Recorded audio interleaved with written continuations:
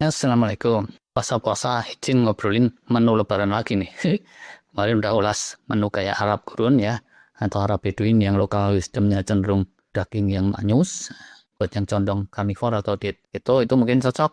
Tapi ada kan ya, pakar-pakar kemarin tuh yang kita ulas, bilang kalau menu sehat itu plant-based Mediterranean kayak gitu. Nah, apa sih pola atau menu Mediterranean ini dibilang sehat? Sama pakar-pakar kayak Walter Longo, David Sinclair, Pradip Jamnadas, dan sebagainya. Ringkasannya ini sih ya, utamanya dia itu didominasi pantis gitu makanan nabati. Banyak juga sayur-sayuran, buah-buahan, bebijian yang utuh, kekacangan, kayak gitu. Nah, yang kedua, lemak sehat itu juga eksis dan menjadi titik sentral nih di hidangan Mediterranean. Banyak pakai minyak zaitun, extra virgin kayak gitu ya, menggantikan mentega atau minyak kelapa. Terus lagi yang ketiga, dia kayak protein dari laut atau unggas gitu. Ikan dan makanan laut ini diutamakan dan unggasnya dalam jumlah yang sedang daripada daging mentah, tapi ini enggak semua. Tergantung tradisinya. Yang keempat ini juga penting ya, mereka itu condong whole food gitu ya, minim makanan olahan, itu kalau yang pure ya, seperti yang dipraktikkan oleh Profesor Longo atau Dr. Sinclair.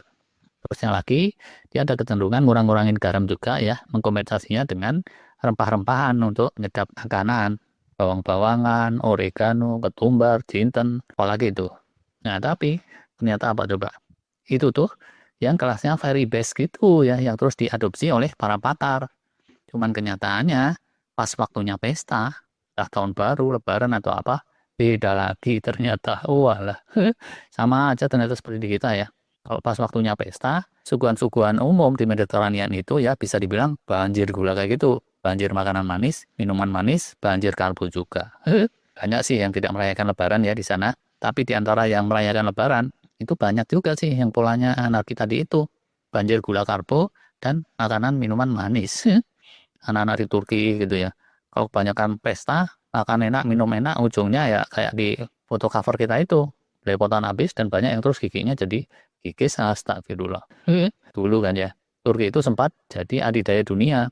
Karena adidaya ya makanya terus wah yang serba enak gitu. Agak lari ini dari lokal wisdomnya Mediterranean yang mengarah ke sehat panjang umur, tapi ya itulah faktanya.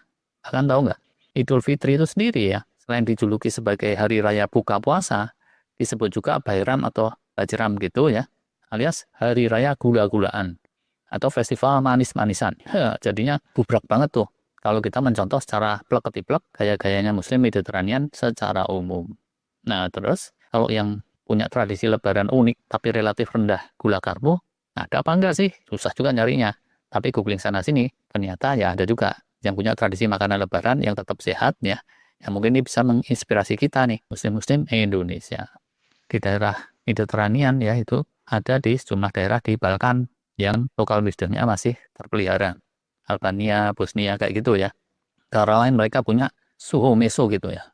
Cocok nih buat yang diet keto atau karnivor. Ada rotinya, tapi itu dimakan dikit-dikit aja. Si roti tawar sumber karbo ini. Terus yang pokok itu daging-dagingannya. Widih, ini gambarnya rada keliru ya. Kalau yang tradisional itu bukan pakai sosis-sosisan olahan kayak gitu. Dominannya itu daging sapi asap atau daging kering gitu ya. Terus yang termasuk khas lagi, itu berbagai jenis olahan keju.